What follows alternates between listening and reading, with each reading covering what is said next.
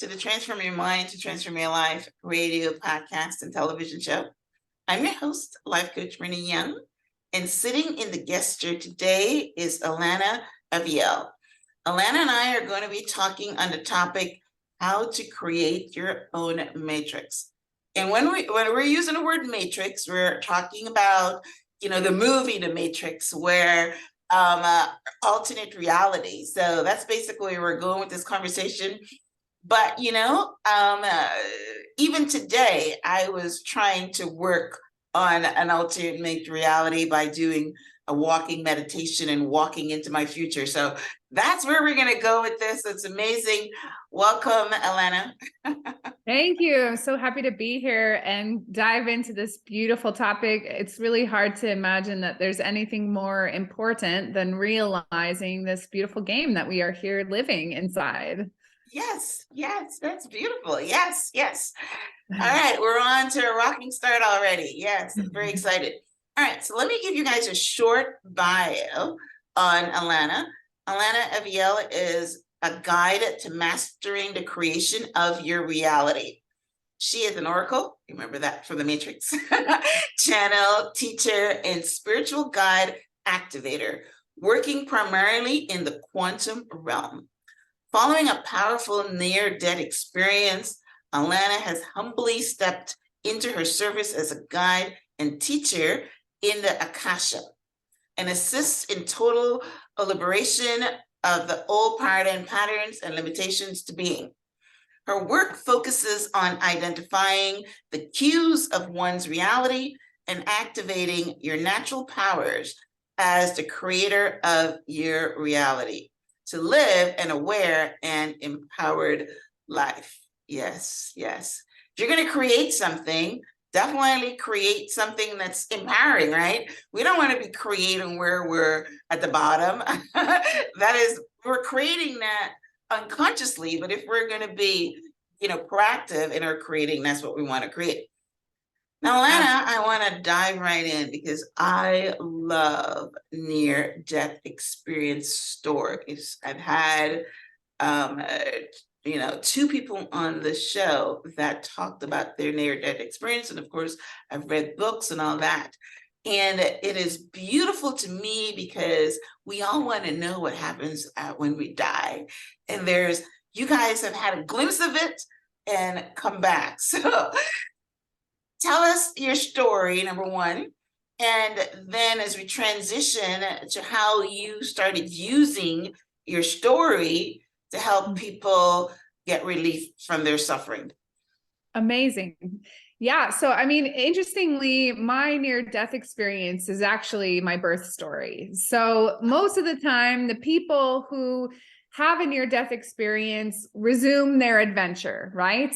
But for me, my accident, the motorcycle accident where I was in a coma and had a severe brain injury, was actually the conclusion of one soul's journey and the initiation of my soul's journey. So that was the start of my adventure.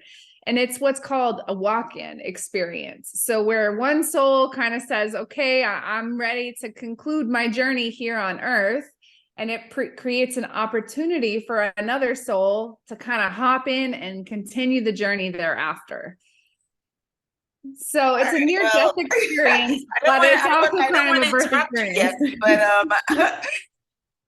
So start from your birth story and then go to the whatever. Take us on a chronological journey. Yeah. So most people are born, they're a baby, they live a life, they grow up, they have school, they have childhood memories, maybe some trauma, all those experiences. And, when we understand a near-death experience, somebody kind of hops out of the game for a minute and comes back, right?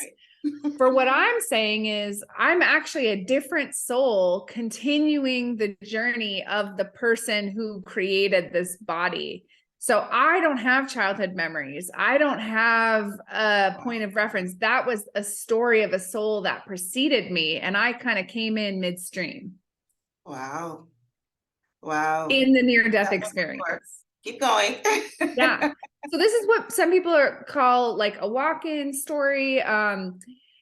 But for me, the most powerful kind of contrast is I don't come with the context of a life experience that most people have. Most people have childhood memories. They have, trauma that you can inquire, or, an impact about beliefs, or an impression of, things that they learn in school.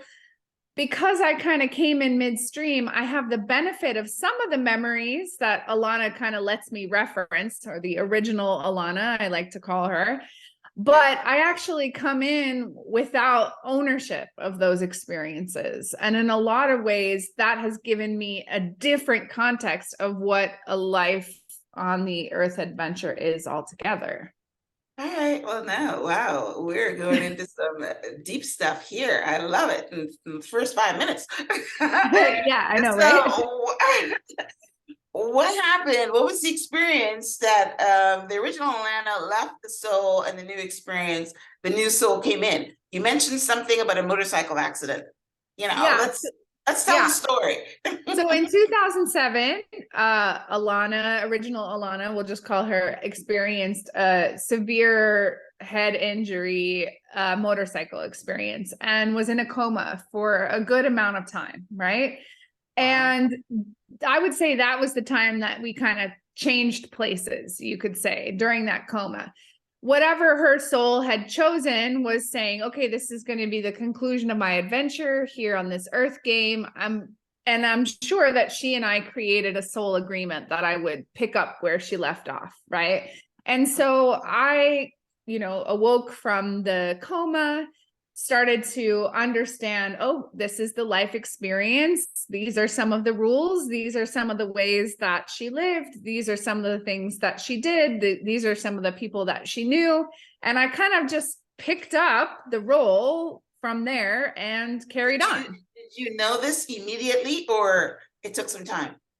It does take some time, because it's kind of like playing a video game. You kind of got to get to know the parameters. You kind of, and especially when you emerge from a coma, a lot of people are telling you about your life secondhand already. Oh, you were in this accident, and you were going to school, and these are some of your friends. And so by nature, you're just soaking up the information that they're assisting you and informing your soul about.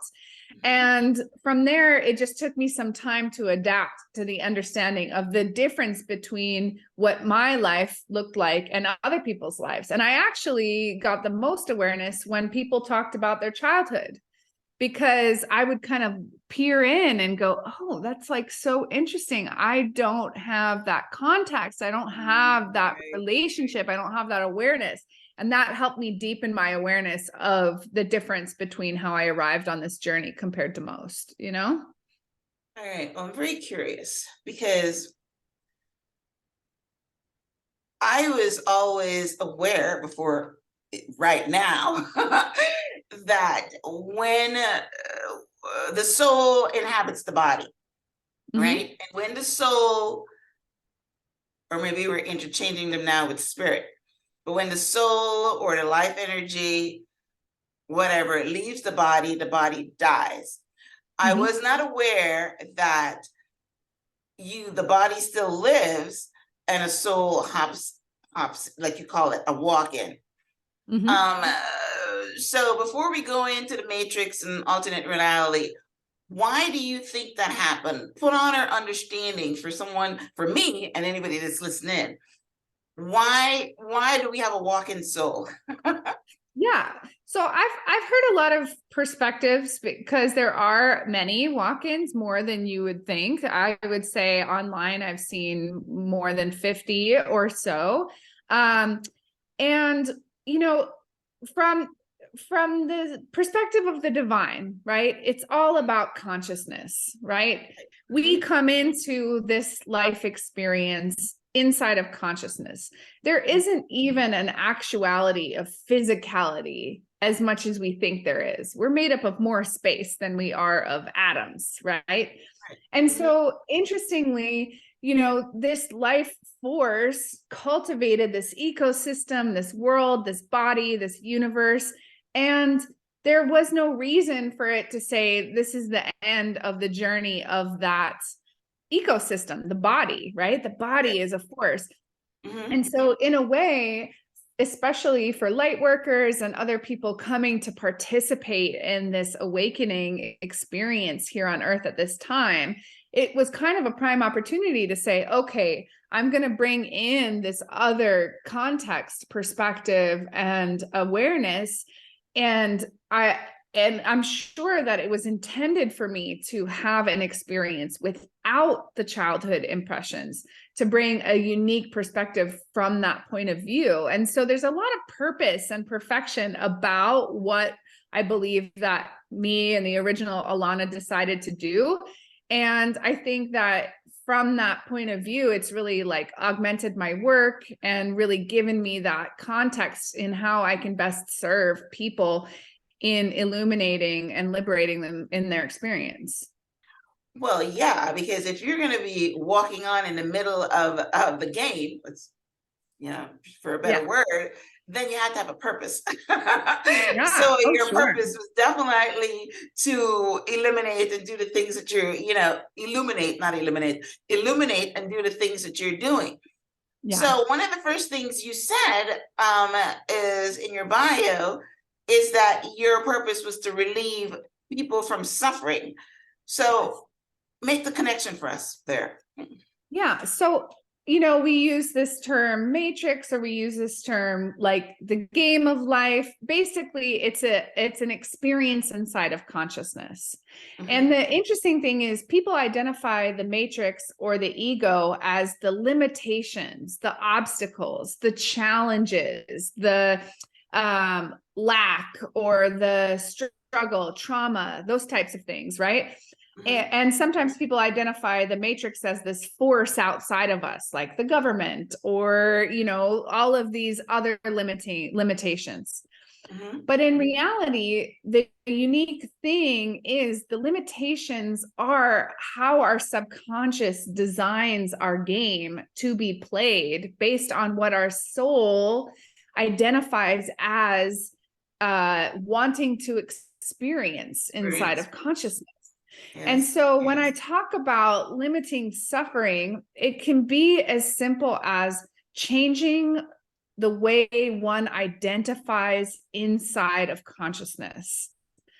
Because the way that we identify inside of consciousness will define the experience that we then have. Well, you know that 99.9% of people don't even know what that is. We just show up and we play the game. We're in the matrix and it's tumbling us around and we're reacting to outside stimulus. But consciousness is a big word. And even though I'm in the space of awareness and consciousness and trying to create my own reality and all that, I know that I'm not at the top of the game with that. So most of our listeners are not going to be there. So when you're saying that we're limited in our consciousness, explain for the layman what that means. So there's kind of 4 ways to experience reality. And as you said, 99% of people have that perspective that life happens to them, that they're kind of a victim to circumstances. When the weather happens, the weather's happening. When the paycheck comes, the paycheck comes. When somebody shows up. So there can be, that's kind of the entry level of the life game is, okay, I'm victim to life being however it's going to be. And I can only kind of participate to this degree. Mm-hmm. When people have an awakening, they actually start to experience a level of consciousness where they start to realize, I'm actually the observer in the game. I'm able to transcend these limitations and look at them with a different context, a more divine perspective, a more like when you start to see synchronicities or you're having deja vu or numbers in series or, guides, angels, those types of things. People are then all of a sudden able to take themselves outside of that victimhood and say, wait, there's something else going on here. And that's kind of what the movie The Matrix kind of illustrates, right? He takes the red pill or the blue pill, and then all of a sudden he realizes the game isn't what he thought it was, right? Right. That's a similar thing when people have an awakening. So the stage that comes after the observer, where you're starting to notice, okay, I can see the way this works a little bit differently. It's not necessarily happening to me, but I'm participating in it in a way that I can't quite explain. Then we get to manifesting. I know a lot of people are really getting onto the idea of manifesting, using affirmations, using depth of beliefs to create inside their experience. So now you're not only just observing life, but you're playing as a creator in your experience. I can create my prosperity through my belief. I can create my relationships in a different way through my belief, how I understand myself. And we really have kind of left the victimhood and started to be more of a creator, of a person playing in the game, like really putting their heart, their skin, their dreams, their imagination into action. And then once you really get to a place where you are merging with divine consciousness, which can be known to some people as enlightenment, you know, we've had a lot of ascended masters that have set this example, Buddha, Jesus, all the other ones, right? This is where reality can be perceived as being created in real time exclusively from our mindset. And so this is where everything in our experience is a manifestation of the mind. There's a lot of historic texts that basically tried to talk about this. The Kabbalion talks about it. The Emerald Tablets talk about it. There's a lot of other sacred texts out here. The oldest version of the Bible talks about it. There's a lot of different bodies of work that are trying to give that clue, like, hey, all is mind. The mind creates all. And that can be achieved. And I believe more and more people are achieving that in their lifetime at this time on earth, to really take people into being the full player and creator of their experience. Yeah. Well, when I started the show,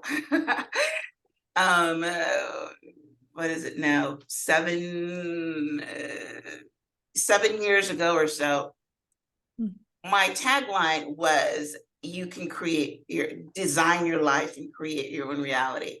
That's basically, and basically what I was doing then at that point in time was just saying that your thoughts create your reality. I was just going my thoughts alone. When I say thoughts, I'm thinking, I can do it.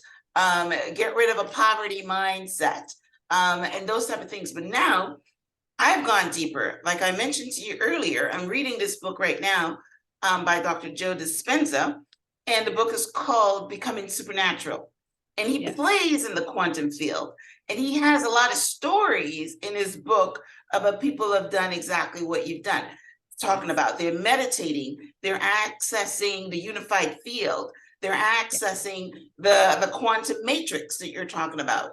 And they're able to change diseases and heal themselves from diseases and change their life. So I know what you're talking about.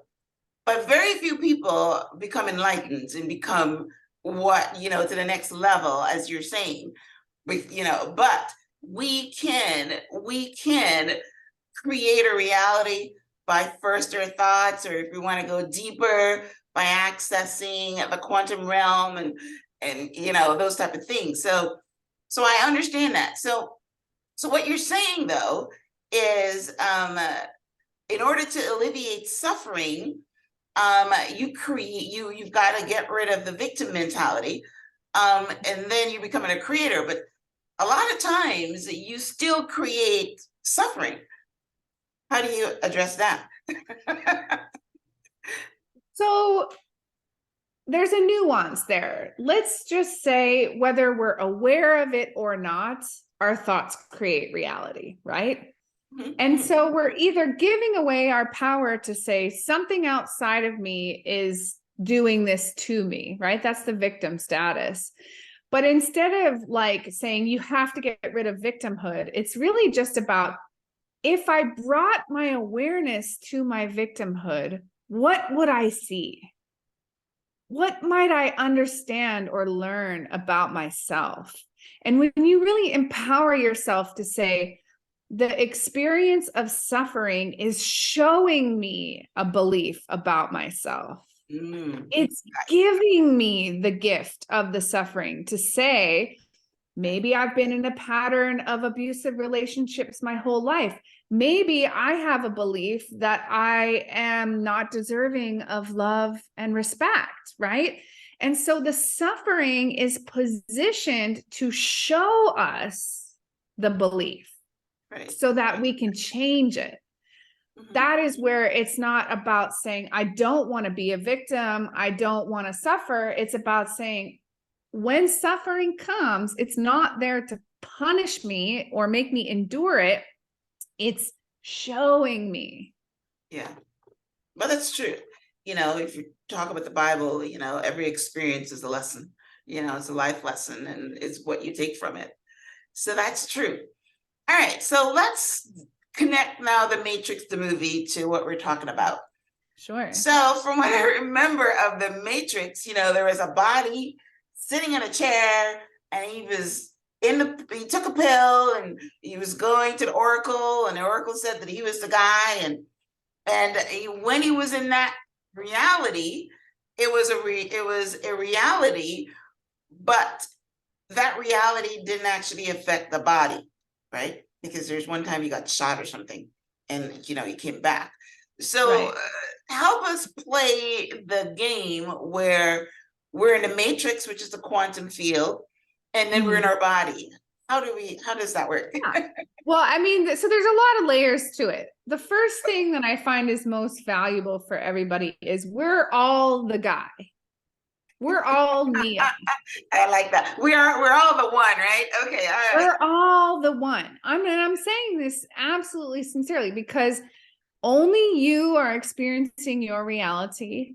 Only me is experiencing my reality, and onward and onward and onward. So everybody is in their own unique matrix. They are their own unique Neo, right? And it's not to say that the body is inside or outside of the video game, but what the Matrix, the movie, was trying to show is that we're inside of a game. We're consciousness inside of a game. And so our reality is a merging of the gamified part outside the body and the part where he was kind of out of it in the body. But the difference is, one, he wasn't aware of creating his reality, and in the other state, he was, right?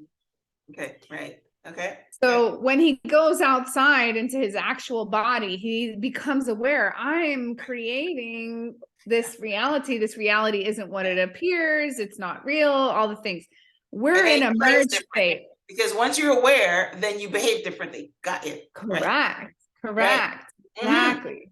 So then when he goes out of the game part into, he goes, well, if I can control the game, why don't I change it? Why don't I change the rules? Why don't I change the way I interact with it? Why don't I populate it? And that is where he's able to start to control his reality, which is what we're talking about. Yeah. And he's able to watch himself participating in real time, which is like what manifesting is. You know, you set your intention, or what Joe Dispenza talks about, and becoming supernatural, you can heal, but only because you made yourself aware of your capacity to do so. Yes. Right. So the biggest cheat code that the Matrix illustrates so beautifully is that our mindset is everything. How we identify is everything.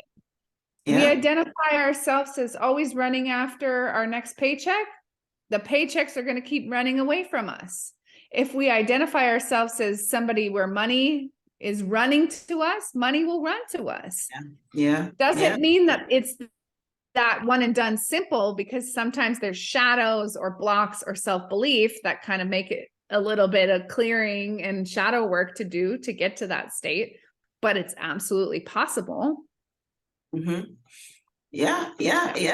So yes, I love that. But yeah, creating is basically what we all do. When I heard that, way back, I haven't heard anybody talk about it recently, but I remember somebody was pointing out that if you have an accident, and nobody can actually believe that, if you have an accident, two cars are meeting at an intersection and they slam into each other, and you're saying that you actually created that, one of you you created that, and nobody can believe that that's what you're creating. But that's a powerful illustration of what we're creating, and I'm aware of the fact that we're creating all the time, and we can't create for someone else. They're creating for themselves. Like you just said, that each one of us are in our own matrix and we're all the one. And that was more powerfully brought home to me when Rhonda Bryan, who was made The Secret. And she was the one that started us all onto this path of manifesting and believing and things like that. And she just wrote a book recently, and she had an interview, and she was talking about the fact that even though that she's in this space and she can create all these different things, and she created wealth and she created millions of dollars and all that, her daughter was having a different experience. And she was saying that she couldn't affect her daughter's experience because her daughter is creating. So it's we can only create for ourselves. And so that is great that you mentioned that everyone is Neo and everyone is the one, because we're only creating on our own little universe. All right. So it is common for most of us to experience a kind of searching in our lives. We're never contented. Even, they're saying that when you get to the top, you form another goal, because we're always searching, right? We're never contented. Why do you think, or what do you think we're all searching for? So this is a nuanced thing, because I'm going to kind of go to the farthest out story that can be told, right? Okay. Imagine an infinite being. Some people call God, some people call the universe, some people call the divine, right? This infinite being is so infinite, it cannot become aware of itself, right? Because if you are everything, you can't know something else. Okay? Right. So this infinite consciousness decides that it wants to know itself. And so it bursts into everything that's ever been created, including us inside of consciousness, to have an experience of itself as a unique being, right? Yeah. And so by the nature of reality, the universe, God, consciousness, it's looking for itself. When you have an enlightenment, you realize that you know yourself and you kind of reunite. And we're the universe. Yeah, I got that. The universe. Yeah. We are the universe, right? There's going to be this natural searching kind of built into the system. But for me, the life purpose of all purposes is to know thyself. That's the one. Because imagine the love story that you are living as this one and only unique being, as a creation of the divine. It wants to experience itself in all the unique ways that you can be.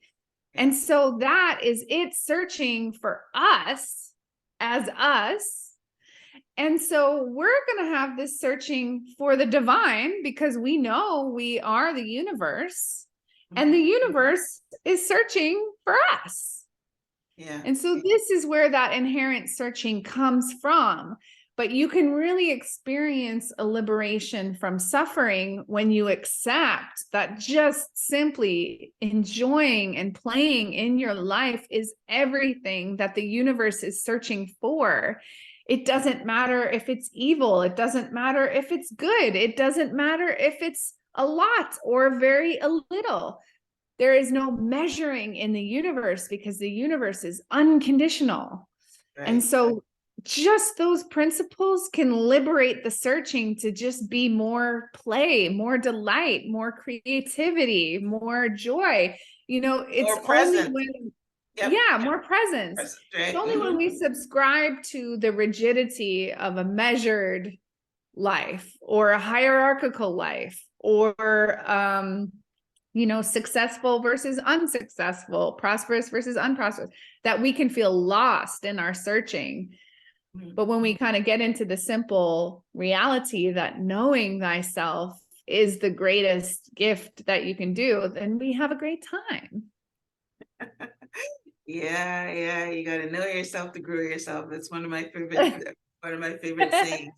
Yeah. Yeah. And you know, in the coaching world, a lot of people don't know themselves. So we walk around unconsciously. We don't know ourselves. We just show up, right? We just show up in this game, right? The game of life, right? Okay. That's the key about it, is when you show up in the game of life in a way where, you know, I'm the player of the game and the creator of the game gets way more exciting. And yeah, interesting. It's like, you know, another analogy is I think, I don't remember who wrote the song, but you know, you're saying that when you showed up here, the pages are blank and you're the movie director, right? You write the script. Yeah, exactly. Yeah, And it's so funny when you start to get into it, you can actually see that the clues to how to win the game are built into the game. Wow. Okay, tell us about that. I didn't know the clues are built into the game. How do we see these clues? Well, for example, this movie, The Matrix, that's a clue. The book, The Secret, that's a clue.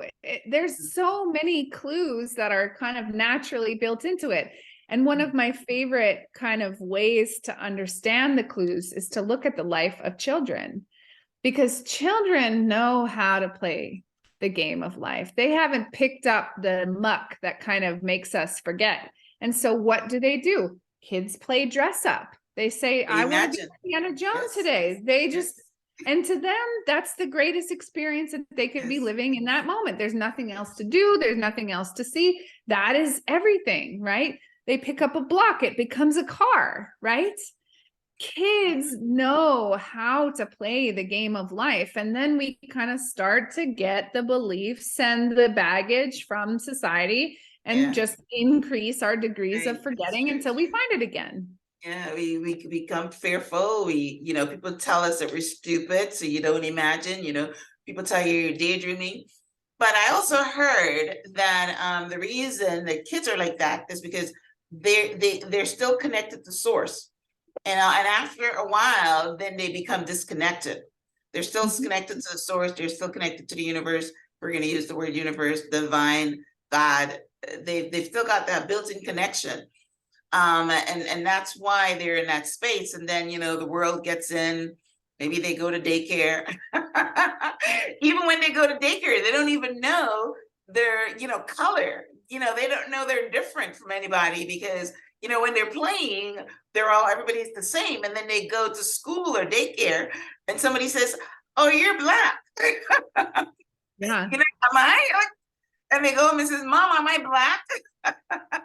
Yeah, but that's such a beautiful illustration, because I just want to point out the kids aren't more connected to us.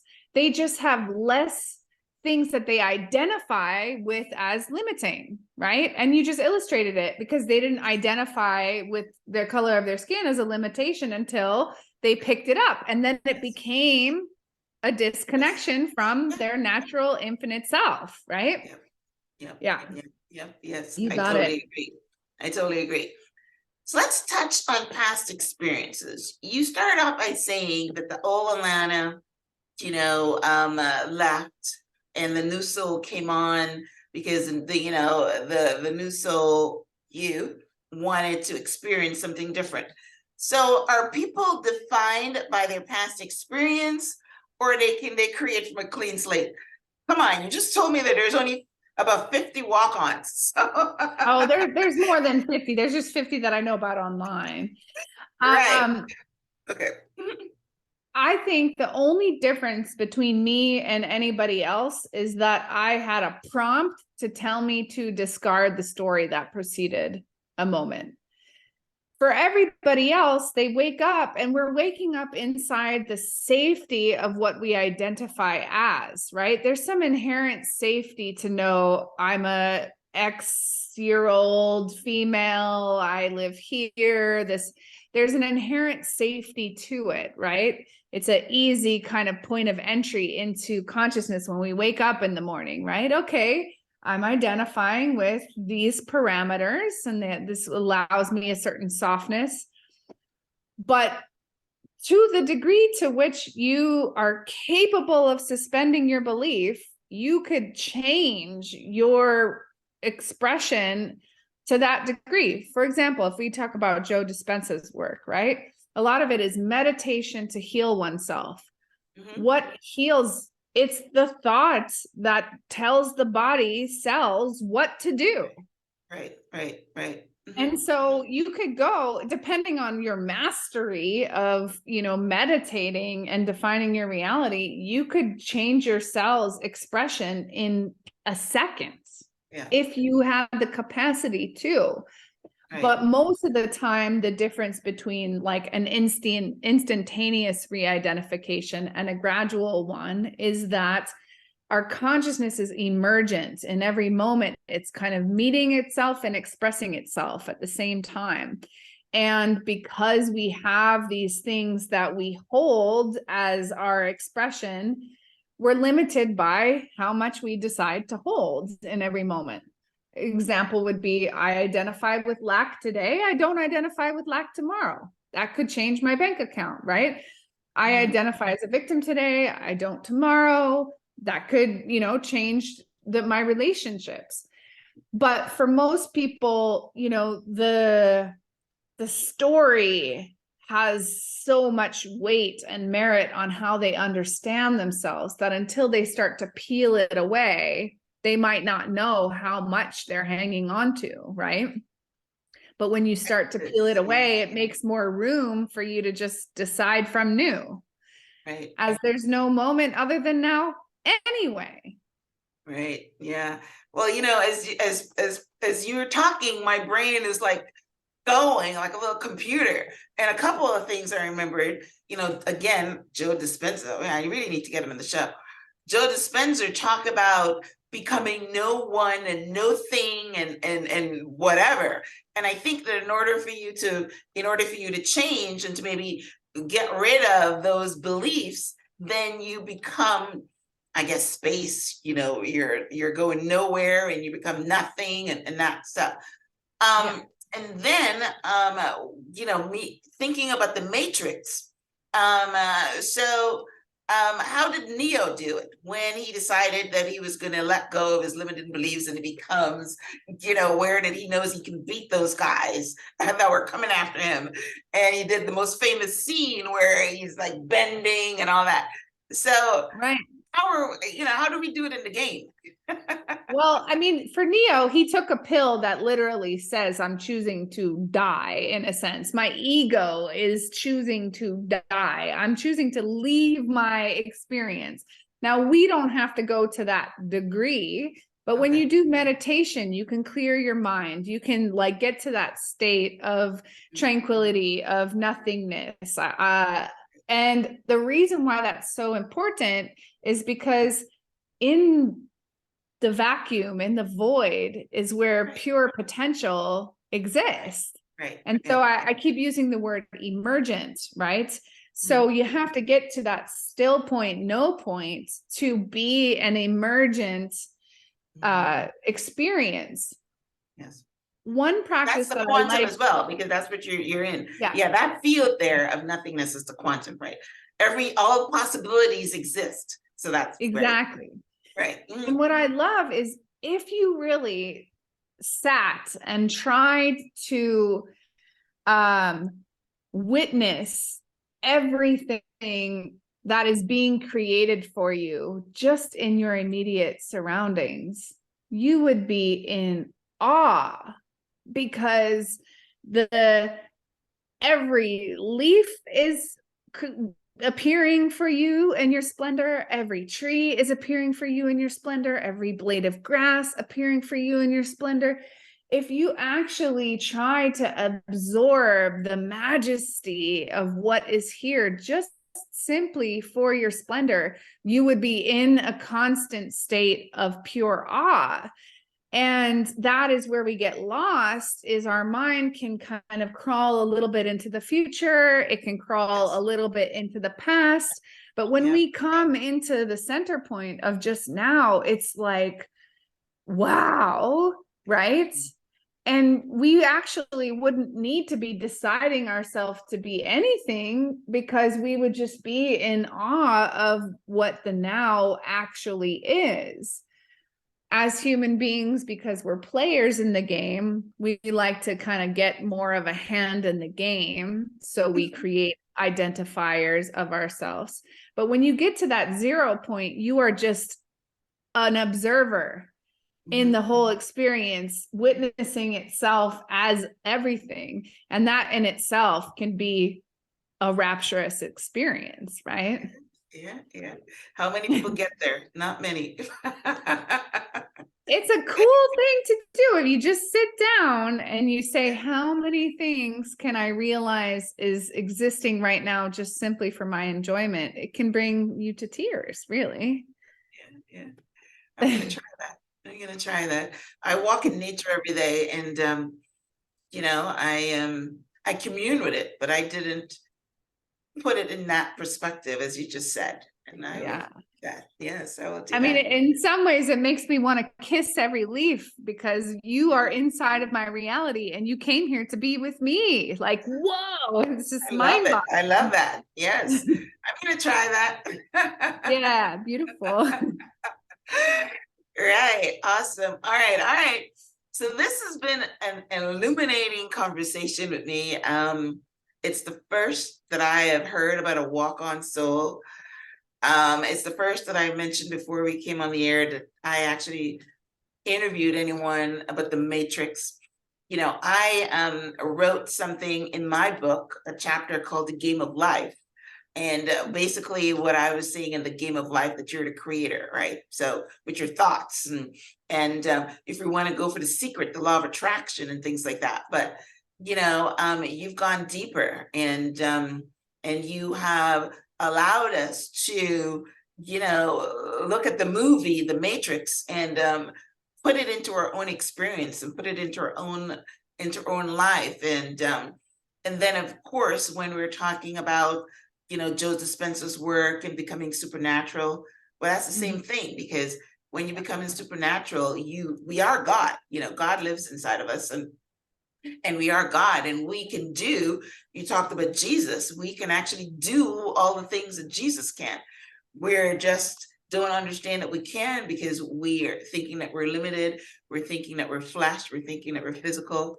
And so it's great that we expand our minds about what's possible.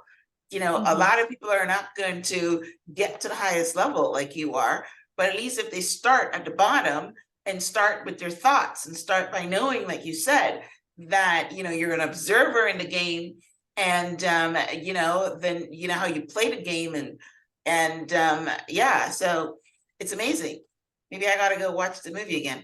I mean, it's funny that we use that movie as the example, because I have hundreds and hundreds of movies that tell the same exact story. But Really? that one is kind of the most explicit to understand. It's the most kind of, it's the most obvious expression of the experience. But you know, that you're talking about all these incredible books like Becoming Superhuman and, you know, the Secret and those types of things, they're all just clues, right? Every piece of literature, every piece of art, every piece of music, every piece of anything is also encoded with its own clues to say, hey, there's something here, and they're all weaving together for us in every moment. And so just staying open to the beauty of each piece having a purpose and having a little nibble of clues for us to kind of uncover, it can make it just so much more fun, so much more softening, so much more ease, so much more joy. You know, like I said, if we stay in the present moment and only observe, we wouldn't have any suffering because we would just be in awe all the time. Yeah. Beautiful. I love it. I love it. Love our conversation. I love when my mind is expanded. People often say that in my classes, mind blowing, mind blowing. It's like a mind exercise. We're just moving the gears. And yes. It's amazing. I love it. I love it. All right. So that's a good leading. So tell us about your program. You're I'm assuming that you're a coach, to tell us how we can get in touch with you. If you're in social media, tell us your handles. Yeah, beautiful. So I go by AKIATA, AKIATA. I am on AKIATA Etheric for Instagram and TikTok and all those beautiful places where I share a lot of juicy mind-bending ideas and concepts. But most importantly, I have this experience called the mirror dimension. And if you go to mirror-dimension.com, you'll find my membership there. We meet weekly to learn how to read your reality. It's really easy, accessible, low-cost program for people to come in and start to learn about themselves, to learn about the conscious experience, playing the game of life, learning all the cues. And also, I find it's very important for us to include unpacking people's personal experiences as demonstrations of what does this clue mean? What was that challenge trying to say? So we actually workshop in real time in the mirror dimension to learn how to be better creators in our reality. So that's mirror-dimension.com. We'll take you right there to our membership. And yeah, it's really incredible workshop style experience for people to come and learn and grow. Yeah, I love that. Let me get the handle again. I know I have it here, Akasha, which is AKASHA. And what was the second word? Actually, it's AKIATA, so AKIATA Etheric, ETHERIC, Etheric. Okay. Yeah, or you can Google Alana Aviel. I'm the one and only one. And it will so come up, you'll definitely Okay, find me. I'm the only so one. I need you to email those to me because I don't think I still got it. Email it to me, Okay. and I will add it to the show page. So our listeners know that there will be a transcript of my conversation with Alana on the show page. Yeah, this is one that you need to listen to again. It's a lot of nuggets here for you to be able to become a creator in your own life and create an empowering life. You know, like I said when we started, you know, we're creating, but we're creating things that we don't want to. We're creating dumpster experience. You know, if you're going to be creating, then, you know, create something powerful, something that you want. And, you know, Alana has given us some clues because, you know, she is operating at a higher level as a human, you know, being a walk-on soul and all. So she's here to teach us. So let go. Yeah. Yeah, that's right. So so if you head over to the show page, which is blog.myhelps.us, you'll have a transcript of my conversation with Alana, and we will have the links to her workshop and as well as to her social media handles. So are you on Instagram and Facebook? I'm on Instagram, I'm on Facebook, got tons of great stuff also on TikTok if you happen to be there. So yeah, I love to share the nuggets there for everybody to enjoy. Yeah. Beautiful. Awesome. All right, guys. So we're at the end of our show today. Thank you guys for tuning in to the Transform Your Mind to Transform Your Life. I love it when I have guests that are on point with my mission to help you transform your mind, to transform your life. You heard it right from Alana. Everything is in your mind. Everything that you do starts there. Yeah, and yes, you create your own reality. Hey. So I was tickled pink by this conversation. My mind was expanded, and I'm in the space for a long time. And I learned something new today. So I hope that you did too. So thank you guys for tuning in. Alana, thank you so much for coming on the show. Before we wrap up, do you have any last words? Oh, just an honor to be here with you today, to just speak on all the beautiful people who are waking up and playing their game and really becoming aware of what we are here to enjoy and bask within. So thank you so much for having me today. It was an honor and a pleasure. Thank you. You're very welcome. It's definitely my pleasure. So thank you guys for tuning in. So until next time, namaste. Namaste.